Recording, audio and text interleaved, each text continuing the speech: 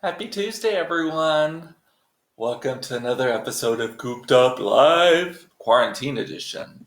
So I'm here with my OGP, my Olive Garden pour. Getting started there. Let me share this real quick to my personal page. I've been doing this on my personal page all this time, and I decided that I needed to move it over here, but I need to share it there. So let me just get that going real quick, and then we will get started talking about what has happened today. Okay, come on, internet. So our internet is so slow here at the house right now because I've got between the two kids who are now out of school, they are on Robux or Roblox or whatever the games are, each on an iPad. Todd's on a conference call downstairs, so we're putting it to the test here. Okay, I'm sharing this now on my personal so that people can see it, and then I am ready to go. Share. Okay, awesome. So anyway, how was your day? It's Tuesday. We made it. We are almost halfway through the week. Yay! Okay, so that's all done now. And by the way, if you are watching this on my personal profile, be sure to come to this page here to make comments and such. Say hi. Please, someone say hi. And because this is where I am reading them. So anyway, one of the things I was thinking about today, first as I touch my face, how much I touch my face, but one of the things that I was thinking about today is, do you know how, like, in the past you've heard so-and-so criminal person has been tried and found guilty and they've been put under house arrest? And I used to always think, well, what kind of bullshit is house arrest? Like, what's that? That's not a punishment. Oh, now we know. What are we on? Week 2 for those of us who are in Texas, and I think like New York and such are on week 3 now. Holy schmoly, I get why a house arrest is a legitimate punishment for a lot of people. So will someone say hi and just comment? Let me know that you're there so that I know that I did this right, because I'm trying something a little bit different today. So anyway. Okay, so house arrest is a punishment. My goodness, like I totally get it now. And one of the things with being on house arrest is I've been watching a lot of television, and I actually am not a big TV watcher normally, but I've been watching a lot more than normal, and I have been simultaneously impressed and like about all of the COVID-19 specific ads that everyone seems to. I mean, good for these ad agencies and turning it so fast and getting it done and putting it out there. Hi, Pam. And putting it out there. But if I hear the phrase uncertain times one more time, everyone is in these uncertain times, in these uncertain times. And I'm talking about everyone from someone trying to sell you a Jeep to trying to sell you a Subway sandwich to trying to sell you like weight loss drugs or whatever in these uncertain times. I mean, it's so like overwhelming and just so much of it. But again, good for them and all being able to put together all these ads so quickly. So to be a little bit more with the times. I'll tell you at work, one of the things with my PR firm that we do is social media for a lot of our accounts. And for social media, we plan these things out like a month in advance. So like we're currently, March 31st. We are currently already working on content for May. And so to have to, like the world turning upside down in a week and a half, it's a lot of work with the approval processes and all of that to get it rejiggered and all that stuff. So hats off to these national advertisers for being able to pull together some new ads, and cheers to them and cheers to everybody. My OGP, my Olive Garden pour. I do that just when I don't want to have to refill it. So one of the things I did today is I ran to the grocery store. I actually have not been trying not to get out very much, but obviously, bitch got to eat, and these little kids got to eat, and my husband's got to eat, and I'm playing lunch lady right now and having to make 3 meals a day. And so we needed to be replenished. And I go to the Tom Thumb grocery store, which is downtown on Field Street here in Dallas. No one's ever there. I went on to this morning. I was like the only person on most of the aisles I was on. It was wonderful. fully stocked. It was great. And again, hey y'all, if you're watching on my personal profile, switch over to Cooped, my page. That's the only place I'm reading comments right now. So if you have any comments, put them there. So I went to the grocery store, and the typical things were still ransacked. The paper section was ransacked. There weren't very many eggs. The meat was in full stock, though the veggies, they had done a fantastic job of getting that store stocked. The cereal aisle, surprisingly, was really, really empty. I'm guessing it's because it's in a high rise and a lot of people around it are young people in apartments and they're just eating a lot of cereal right now. I don't know.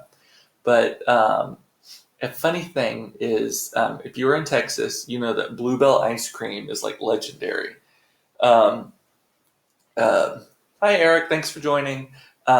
So in the ice cream case, it is ransacked. It is like nothing, nothing, nothing. And then all of a sudden, the Bluebell section, boom, to the wall. And to me, it looks like no one's buying it. And I don't buy it because I think that they're a shitty company. The ice cream is okay. And I was raised in Texas, and I'm under the same mentality that they are like iconic, like Dr. Pepper and some other things. But they've done some really bad things over the years with ignoring health problems and won't put safety seals on their ice cream and all of that stuff. And so to me, it looks like people are avoiding it. Well, I posted about it on my Facebook page earlier, and some people are like, no, they're not killers. They're just killing it at restocking the ice cream. I don't know. I did not see anyone getting it while I was there. I do think from a PR perspective, it's weird though, because it actually, I think, sends the wrong message. If your section is fully stocked and all the rest of them are just totally depleted and gone, it really, really looks like no one wants what you're selling. So they may rethink their adamant restocking. So, and you're right, Cam. Dr. Pepper didn't kill anyone. So for those of you who don't know about Bluebell ice cream, they had a listeria outbreak about 5 years ago, killed, I think, like 10 people or something like that. And we come to find out that they actually knew well in advance of this that they were having this problem, and their corporate executives decided to move forward and continue producing the ice cream, which led to them actually having to shut all the facilities, clean them all, and they've since found listeria a few other times, and they just keep having to clean them and do it. But everyone acted like, oh, it was the worst thing in the world, that it's gone, it's gone, it's gone. It's like, yeah, these rich assholes are the ones who put your life at risk. I mean, I won't eat it anymore. So Matt is saying Central Market has been fully stocked on everything. HEB supply chain works. Good for them.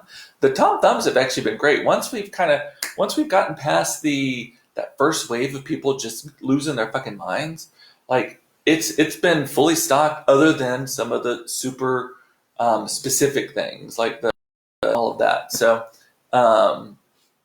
anyway, let's see what else is saying. Homemade vanilla. So you're still eating Bluebell, Matt? I cannot go back after that listeria thing and them knowing that they were causing it and still didn't do it. And then with the most recent thing where they are steadfastly refusing to put safety seals either around the rim or across the top of the ice cream, like every other brand, them straight up refusing to do it. They lost a customer in me, and I was a lifelong customer for them. So one of the other things I bought, I just wanted to brighten my day a little bit, so I bought a bouquet of flowers, a little $15 bouquet, some carnations, roses, all kinds of stuff. And I cut it and split it, and I guess I'm a homosexual, so that's kind of what we do. But yes, so I put them throughout the house just to have a little bit of fresh. I love fresh flowers in the house. But Matt saying, sorry, it's so good. Creamy with a hint of danger is what I always say about Bluebell, that serial killer ice cream. So we were talking about being under house arrest and how I can totally now see how that is a completely legit punishment. The TV commercials and such. And so TV, one of the things that y'all have asked me if I watch Tiger King, and I promised last week that I would try. I watched one episode over the weekend and was like, yeah. I talked about it a little bit yesterday, and then y'all were like, please just watch one more. It gets so good. It gets so good. I watched one more. That show is not for me. It is just not for. I do not like seeing people behaving that way. Like I think everyone's kind of amping up their trashiness. I just don't like it. I think it's creepy. I watched another episode where they started talking about that Carol woman's husband and getting murdered and all that kind of stuff or whatever. And I don't know. The whole thing seems weird. It also seems very disingenuous to me. I feel like the producers told all of these people that they were making one show, and then they ended up making a different show. And I've seen actually complaints since then about that. But I've thought since the beginning, because why else would they have had that guy sitting shirtless or that woman sitting next to a pile of trash in a plastic chair? I just do not get it. So that show's not for me. So I'm just telling you, I'm out on that. And I've seen, since I posted about that, I've seen some other people saying that they're just not really that into it either. So Murder She Wrote Murder She Wrote the Lion Queen of Meth. That's what Aaron is saying. The meth. Oh my God. The meth. So much. Cooper, are the kids graduating from Cooper ISD early? Says Beth. So our homeschooling is hardcore. So they have to actually be online at a certain time. They have live lessons twice a day. They have a block in the morning. They have live lessons and then independent stuff. And then they have to turn in something by a certain time. And then they go lunch and then they come back and then they have another live lesson. And some of it's watching videos and such too. But they do have to live chat with each of their teachers every day. And then they have work that is due to be turned in each day. So this isn't just at the beginning of the week, they're given 10 things to work on and peace out, you're done. No, they have to show up every day. I love it. I've heard other people, it's just kind of like random assignments. I love it. They're doing such a fantastic job. Our school is just knocking it out of the park. No one planned for this, so there's obviously going to be some technological stuff. But I love that they are having to be there at a certain time, at a certain place, and kind of creating a schedule. And it's better for me and for Todd and for any working. So I am in love with it. So, and on that note, I wanted to, I've seen some friends complain that or not complain, but just kind of, as I said before in a previous episode, like they're shooting themselves to death. They're like, I should be doing this better. I should be. Just cut yourself some slack. You know what? None of us signed up for this. None of us are good at this. None of us are good at 3 things at once anyway. And so right now we're having to be stay-at-home parent, working parent, and teacher. No, that's not how it works. So just cut yourself some slack. We're just trying to hold place. There are 10 million kids or something like tens of millions of kids maybe who are in the same situation. I think a lot of them went back today or yesterday. And so we're going to be okay. Just chill out, calm down, don't shoot yourself to death, and you will be fine. Suzanne, who is saying that today has been the longest fucking day. I am exhausted. The AT&T guy's at my house, and I'm spraying Lysol everywhere. The internet is down. Ooh, girl, I will not let a person into my house. We had someone show up yesterday, ring the doorbell, and stand there. Mason went to the door, looked at him. He looked at Mason. We did not answer the door. I am not... unless it is Jennifer Lopez or someone like that, I am not answering the fucking door. But speaking of longest day, think about it. Today is March 31st. Like in our world, Claire's birthday is March 1st. That feels like 4 months ago. And I saw somewhere someone posted like Pete Buttigieg, he pulled out of the race like the first or second week of March. That was this same month. This is like the longest month ever. So, and I actually hate March most of the time. My grandfather died in March. Typically clients redo their budgets in March. I've just never, the Ides of March, I've just never enjoyed this month. So I am glad that at midnight tonight, it is over and done and gone. Cheers, peace out. I'm done with it.